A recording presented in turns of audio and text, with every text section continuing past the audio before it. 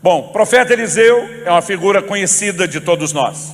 Jeoás, rei de Israel, filho de Jeoacás, foi o 12º governante do reino do norte.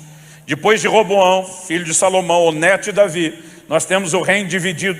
2 tribos, Judá e Benjamim, passam a compor o reino do sul. E as outras 10 tribos de Israel, permanecendo unidas, elas compõem o reino do norte ou de Israel. Jeoás vai fazer uma visita ao profeta Eliseu, que nós podemos classificar de uma visita social.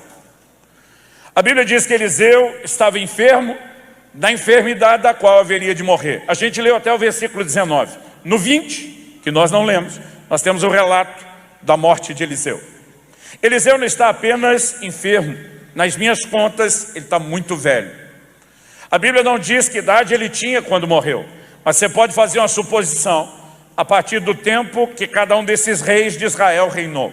Jeoás, por exemplo, reinou por 16 anos. Acredita-se que entre 803 a.C. a 788 a.C. Mas independente de precisar essa data, nós temos o período durante o qual cada um desses reis reinou. E quando você pega os reis, durante os dias dos quais Eliseu ministrou, mesmo que Eliseu tenha começado muito novo, nas minhas contas ele tem que ter pelo menos uns 80 anos de idade. Eliseu, além de enfermo, está velho, alquebrado, e recebe a visita de um homem, porque eu chamo de visita social. O homem sabe que Eliseu está enfermo, ele sabe que Eliseu está nas últimas, e a prova disso é que ele usa uma frase que só aparece 2 vezes na Bíblia, e a outra quem usou foi o próprio Eliseu. Uma, Eliseu fala isso para alguém, Elias, e agora alguém está falando para ele.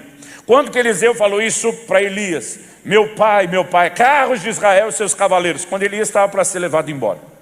É quase como na linguagem dos adolescentes hoje se dissesse #partiu glória. Tipo, estão vindo buscar você, meu irmão. E agora o rei de Israel fala isso para ele na hora em que ele está prestes a morrer. A impressão que eu tenho é que o rei vem simplesmente para dizer: você foi uma bênção na minha vida, serviu nossa geração, muito obrigado por tudo, tchau, vá com Deus, Deus te abençoe.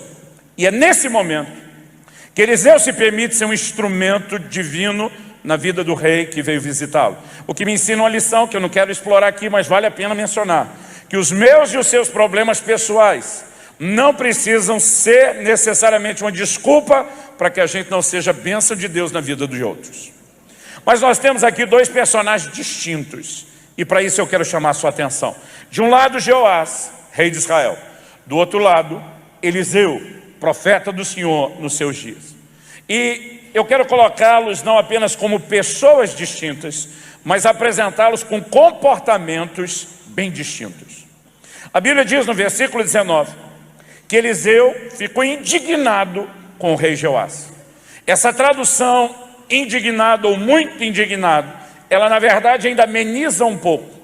O significado da palavra usada, utilizada, empregada no original hebraico, diz que ele ficou com muita raiva, muito irado. Agora, o que é que acontece?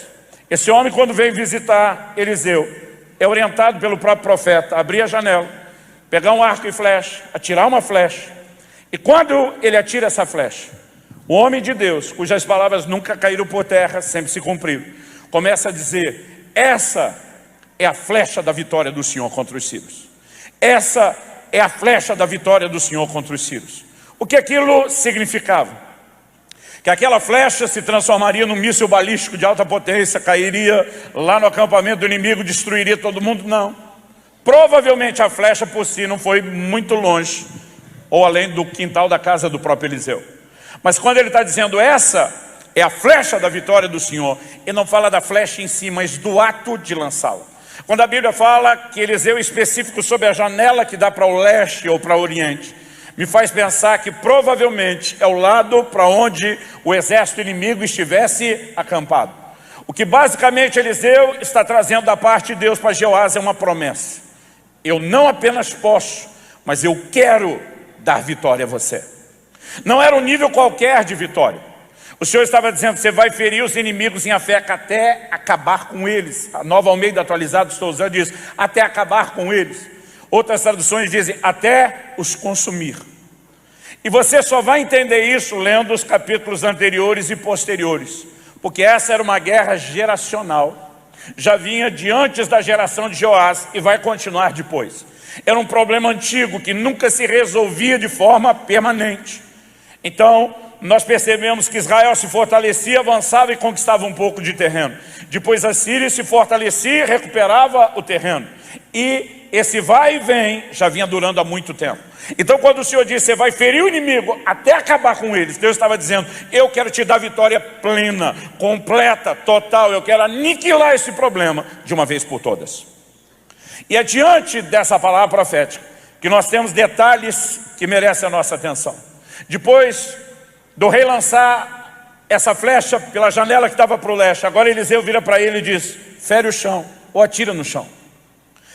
Eu tenho certeza que assim como o rei entendeu que aquela flecha em si não faria nada, mas era um ato profético, era uma declaração para o mundo espiritual, era uma encenação, o reconhecimento de que ele estava debaixo de uma palavra de Deus e que ele poderia se agarrar àquela promessa e àquela intervenção do alto. Agora quando Eliseu diz para ele, atira no chão, eu penso que o rei entendeu que aquilo era uma continuação do ato profético. Não acho que o rei imaginou, deve ter um inimigo infiltrado, um sírio escondido debaixo da areia. Ele entende aquilo. E ele atira no chão. O ponto aqui é que ele atira 3 vezes. E na terceira ele para. E a hora que ele para, que nós temos essa reação de Eliseu. É quase como se ele estivesse dizendo, por que parou? Parou por quê? Eliseu fica indignado e diz, 5 ou 6 vezes você tinha que ter ferido o chão. E qual é a indignação de Eliseu? Ele diz, então, se tivesse ferido 5 ou 6, você iria ferir o inimigo até os consumir. Mas ele olha para o rei Joás e diz, agora você só vai ferir 3 vezes.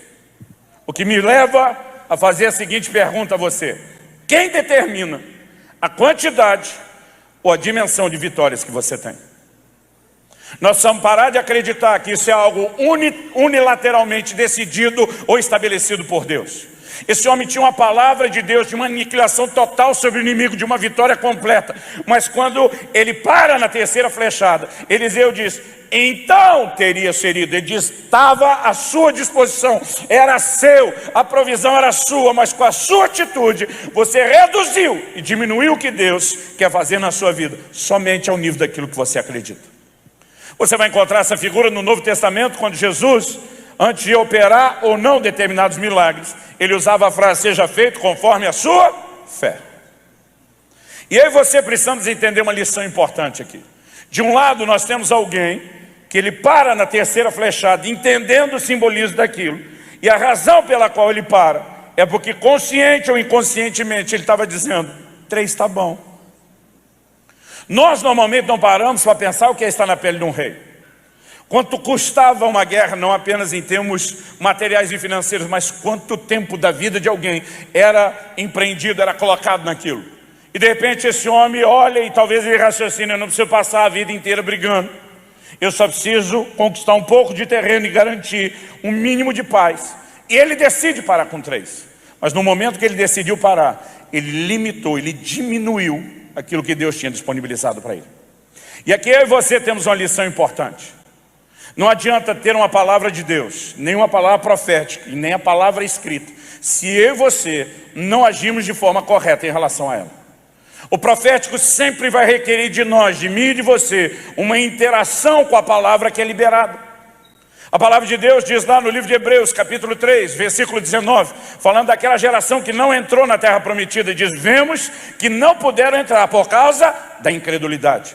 Logo depois, capítulo 4, no versículo 2, ele diz, porque a palavra não foi unida com fé no coração deles. Então não adianta ter uma palavra liberada da parte de Deus e não ter a atitude correta da nossa parte. Você vai ver isso não apenas nesse texto, em toda a escritura, isso é um padrão que se repete. Em Gênesis 18, 19, nós lemos acerca de Abraão. Abraão era o cara que recebeu uma das promessas mais extraordinárias. Deus diz, em ti serão benditas todas as famílias da terra. Você imagina o que é carregar uma promessa dessa? Deus dizendo, o destino do mundo está relacionado ao que eu vou fazer na sua vida, na sua história. Mas em Gênesis 18, 19, Deus diz assim, porque eu escolhi, falando de Abraão, para que ele ordene a sua casa e os seus filhos depois dele, a fim de que guardem o caminho do Senhor, pratiquem a justiça e o juízo. E ele termina dizendo assim: para que o Senhor faça vir sobre Abraão o que tem falado a seu respeito. Deus tinha feito promessas sobre Abraão? Sim, mas para que elas se cumprissem, Abraão tinha que fazer a parte dele. Deus está dizendo: eu escolhi ele para fazer isso, para que depois possa vir sobre ele o que eu tenho falado. Pastor, isso não era no Velho Testamento? No Novo também. 1 Timóteo capítulo 1, verso 18, Paulo diz: de acordo com as profecias que foram ditas a teu respeito, combate, firmado nelas, o bom combate. Em outras palavras, não adianta você ter uma palavra profética, uma promessa de Deus e não interagir de forma correta com ela. Aquilo que Deus falou não significa que necessariamente vai se perder de forma completa, porque às vezes nós pensamos só em extremos. A gente imagina, ou tem alguém que não crê em nada e não recebe coisa nenhuma porque é totalmente incrédulo, ou a gente imagina no outro extremo, alguém que crê em tudo e porque é totalmente crédulo, recebe tudo. Eu diria que a maioria das pessoas não estão nem no extremo nem no outro. Elas transitam em algum lugar aqui no meio. Tem gente que ele até crê, mas ele não consegue crer em tudo aquilo que Deus tem para ele. E muitas vezes a razão para isso é porque dentro dele há um conformismo. Eu tenho visto gente que não quer lutar até o fim. Eu tenho visto gente que parece que só está preocupado em que a coisa melhore um pouco, e ele não está disposto a lutar pela plenitude. Eu já cheguei a ouvir da boca de alguém: pastor, estou aplicando fé para que meu casamento tenha uma sobrevida aí de 10 anos. Eu falei: como é que é? Não, estou aplicando fé para que assim o divórcio seja empurrado para daqui uns 10 anos. Eu falei: qual a razão pela qual você vai protelar o divórcio? Não, porque aí dá tempo de terminar a criação dos filhos, o dano vai ser menor. Eu falei: criatura, se é para crer, por que é que não crê por uma restauração completa? Agora, você quer uma intervenção de Deus só por um período de tempo. Deus pode fazer um milagre maior, tem promessas maiores, mas você quer algo menor. Porque muitas vezes as pessoas, consciente ou inconscientemente, estão fazendo escolhas e diminuindo a provisão que elas têm. Eu e você podemos viver no lugar de manifestações e intervenções extraordinárias da parte de Deus, mas a verdade é que nunca vamos conseguir isso com o comportamento de Jeoás. Jeoás joga no time dos conformados. Jeoás joga naquele grupo que diz: isso aqui tá bom, não precisa mais. E quando eu e você estabelecemos um limite, nos conformando com ele, Deus nunca fará mais do que aquilo, mesmo que ele tenha prometido ou provisionado algo. Agora, do outro lado dessa história, jogando no outro time, Jeoás está no time dos conformados, jogando no time dos inconformados, nós temos Eliseu. A razão pela qual Eliseu fica indignado, bravo, é porque ele não consegue admitir aquele tipo de atitude da parte do rei. E porque ele não consegue admitir o que ele, ao longo de toda a escritura, se há um perfil que a gente pode traçar a respeito de Eliseu, do começo ao fim do seu ministério, é o perfil de um inconformado. Mas antes de falar de Eliseu, eu quero falar só um pouquinho a respeito do poder, da atitude correta. Seja de se conformar com pouco que é errada, ou de não nos conformarmos e ansiarmos mais ou a plenitude do que Deus tem. Nós precisamos entender o poder dessa nossa atitude. De uma geração inteira que saiu do Egito e que tinha a promessa de entrar na terra prometida, só 2 homens entraram, Josué e Caleb. Agora eu quero te fazer a pergunta: o que esses 2 tinham de diferente dos demais? Não tinha todo mundo o mesmo Deus? É uma pergunta: tinha ou não tinha? Sim ou não? Não tinha todo mundo a mesma promessa?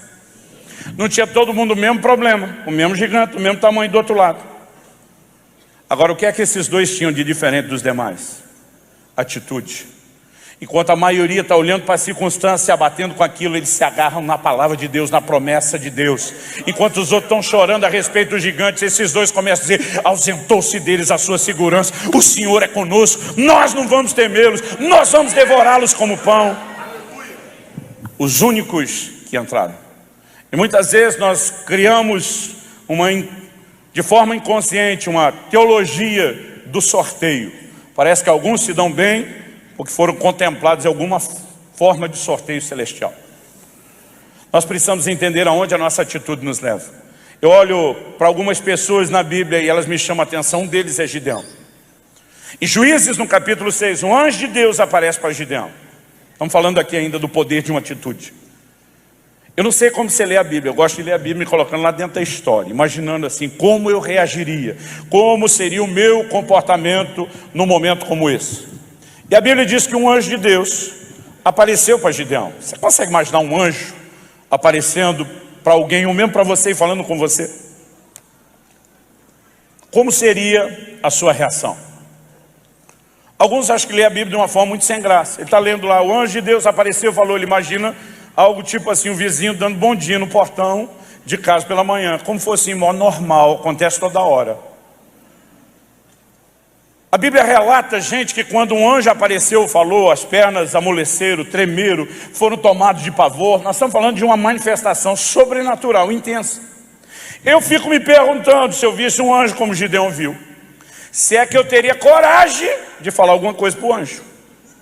E se eu falasse, eu acho que ia pensar muito bem e ter muito cuidado na escolha das palavras. Agora o anjo aparece, fala uma coisa boa para o Gideão. O que é que o anjo diz? Ele diz, o Senhor é contigo, homem valente. A maioria de nós estaria já dando glória a Deus. Ou como diria o bom pentecostal, é para glorificar de pé. Agora o Eliseu retruca o anjo.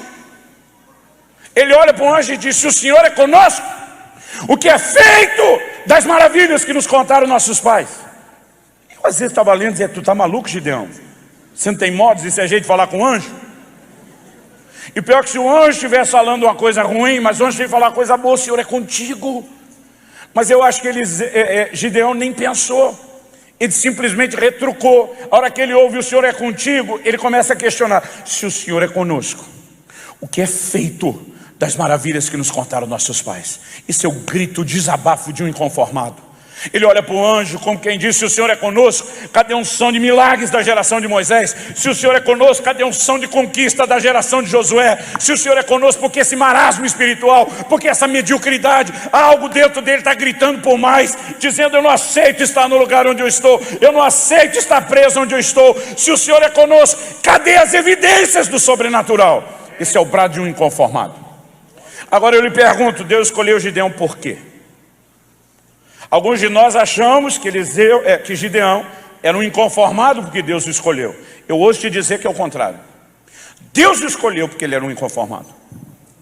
Por que eu te digo isso? Porque em 2 Crônicas 16:9, a Bíblia diz, os olhos do Senhor passam por toda a terra. Na teologia eles têm uma linguagem complicada para falar disso, chama de antropomorfismo. Usa uma linguagem humana para que a gente compreenda. O Deus onisciente, presciente, não precisa dessa busca, mas Ele está tentando colocar na minha e na sua mente uma ideia, uma imagem. O que é passar os olhos? É quando você está procurando alguém. Os olhos do Senhor passam por toda a terra, procurando corações se mostrem inteiros, íntegros para com Ele, a fim de que Ele possa se mostrar forte para com esses. Deus não vai se mostrar forte para todo mundo. Ele está procurando onde estão aqueles que vão me levar a sério, onde estão aqueles cujo coração é totalmente meu, onde estão aqueles que realmente se inclinam para mim. Quem está entendendo, diga amém. Então, quando eu olho para essas descrições bíblicas, o que eu entendo é que o conformismo limita qualquer ação do sobrenatural, mas o inconformismo abre portas para que a gente viva o sobrenatural. E eu vim aqui hoje para te dizer, não se conforme. Não se conforme. Não se conforme. Deus tem mais para você. Deus tem mais para fazer na sua vida. Deus tem mais. Não se conforme. Nós precisamos entender que o não se conformar é alimentar dentro de nós um anseio por mais, um desejo por mais, baseado principalmente na revelação do próprio Deus. Quando o Gideão está perguntando o que é feito das maravilhas que nos contaram nossos pais, ele não está tentando definir por ele mesmo como Deus deveria ser. Ele está olhando o histórico de revelação de Deus ao longo da história. Se houve manifestações dos sobrenaturais antes, por que nós não estamos vivendo ela agora? E a partir dessa revelação que Deus já fez de si mesmo, eu e você precisamos desejar a plenitude do que Ele tem. Por favor, diga amém.